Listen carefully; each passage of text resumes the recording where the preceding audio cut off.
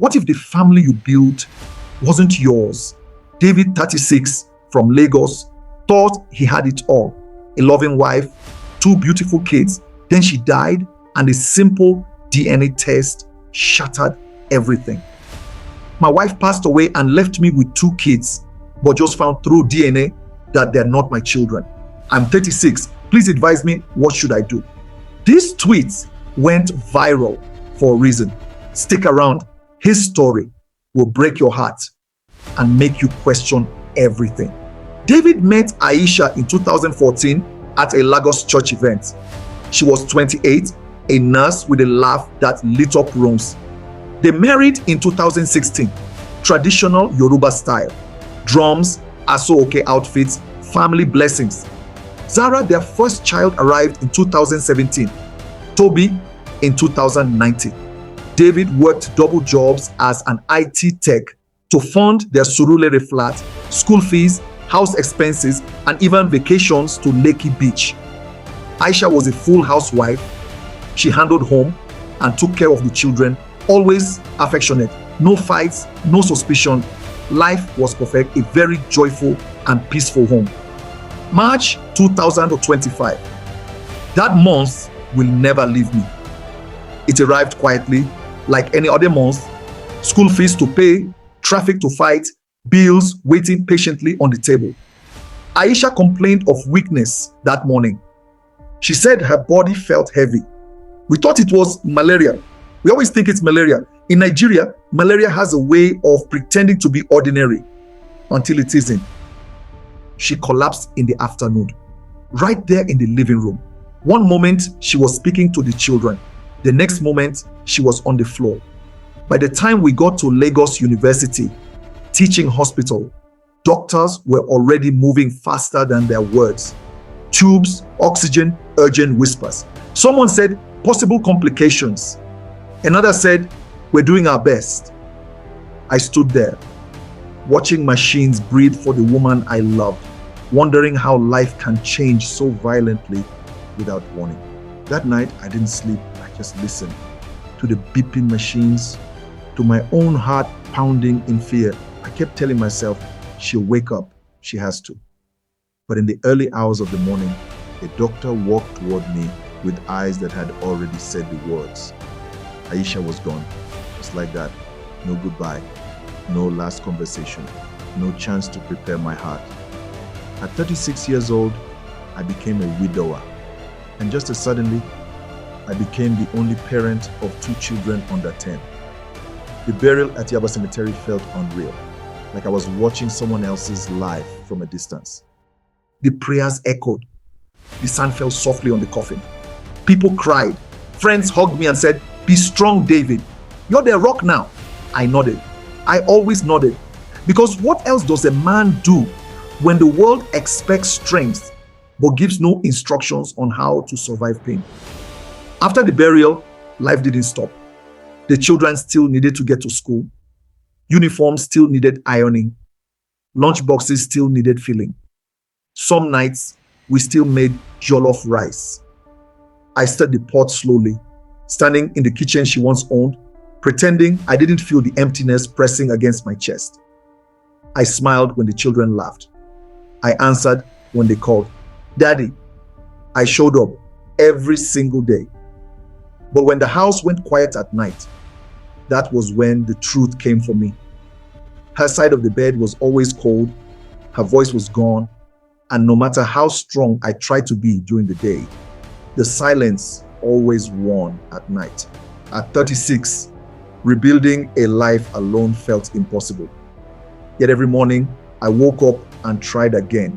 Not because I was strong, but because 2 little lives depended on me believing I was. 3 months later, life tried to pretend it was normal again. School resumed. The house learned new routines. I was still learning how to breathe without her. Then Toby fell sick. It started like everything else in my life lately. Small, harmless, and easy to ignore. A fever, weakness, a child who suddenly stopped playing. I carried him into the hospital with the confidence of a father who had done this many times before. I filled the forms, paid the bills, answered the questions, Then the doctor returned with his file. He looked at Toby, looked at me, and paused. That pause, it lasted longer than it should have. He cleared his throat and said something that sounded harmless. "Sir, we may need a DNA match." I laughed.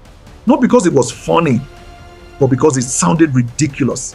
I said, "Doctor, I am the father." He nodded slowly. The kind of nod doctors give when they know something you don't. And then he said, "Let's just be sure."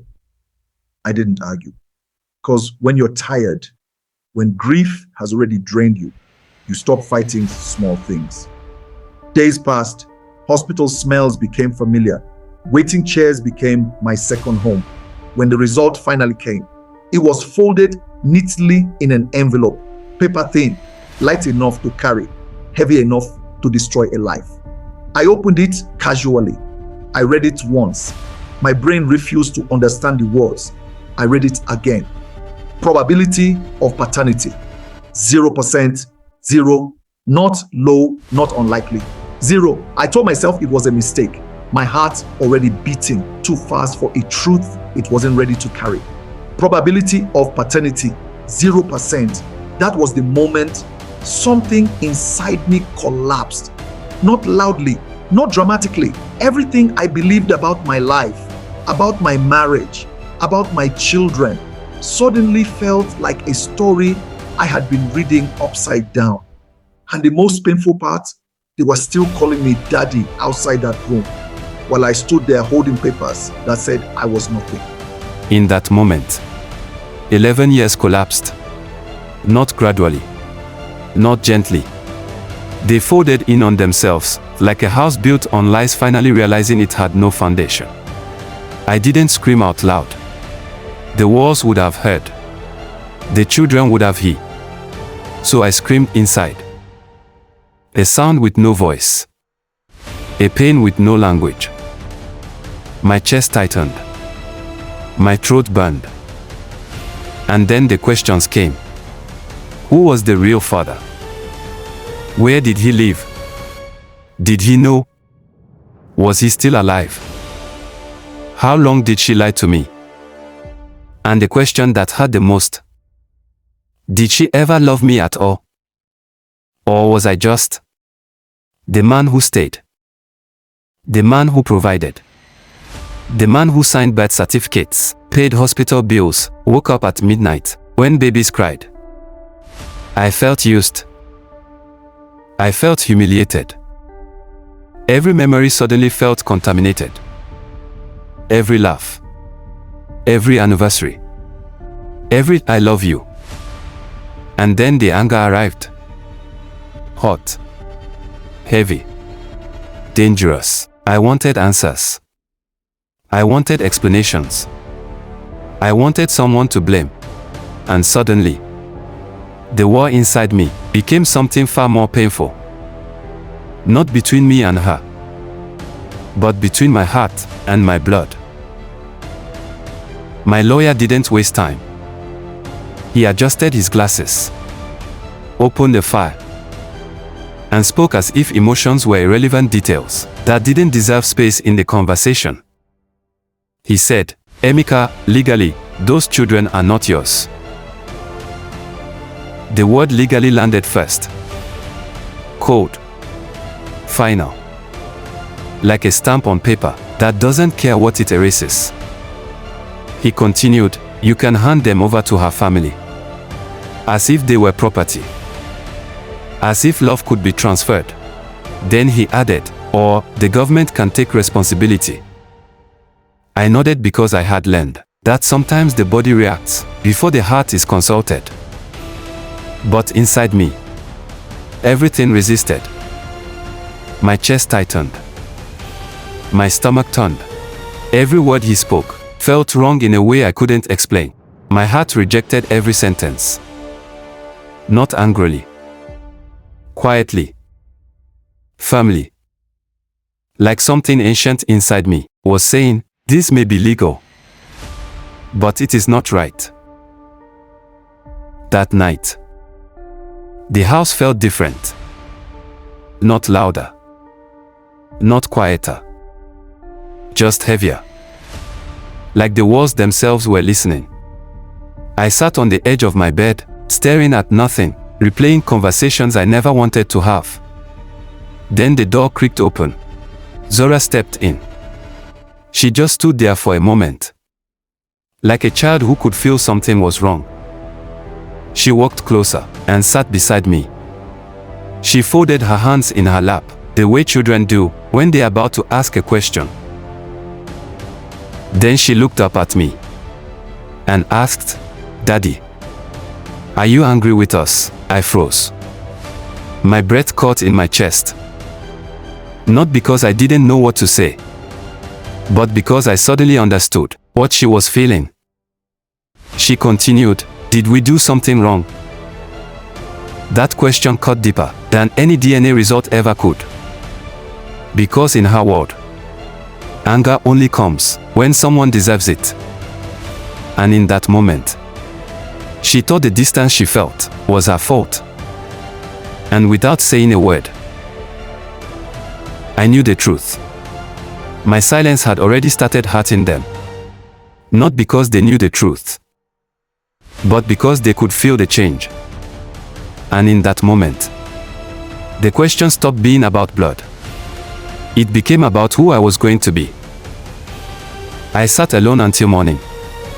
Just the sound of my own breathing, and the weight of a decision that would shape 3 lives forever. The night felt endless. Every hour dragged itself forward. I thought about the years, the first cries, the first steps, the first time they called me daddy, without knowing what that word would come to mean. I thought about how love sneaks up on you. The sun rose slowly, not in a rush, but with patience. And as the light filled the room, something inside me became clear. Blood can make you a father, but love is what makes you stay. Love is what wakes up when you're exhausted. Love is what chooses again and again, even when walking away would be easier. I looked at the DNA papers one last time, a truth, but not my truth. I burned them. When they woke up, I hugged them tighter than ever. I chose them fully. Because families aren't built by DNA alone. They are built by the people who stayed. Today, nothing about our lives looks perfect. There are still difficult mornings. Still questions I don't answer out loud. Still moments when the past tries to knock on the door. But every day, they still call me daddy. And every time they do, I answer. Not out of habit. Not out of obligation. But out of choice. A choice I make again and again, even on days when it's hard. Because fatherhood is proven in sacrifice. I didn't give them my blood, but I gave them my life. And if love is what makes a family, then I know exactly who I am to them. Now let me ask you, honestly, if you were in my place, carrying the same pain, facing the same truth, what would you have done?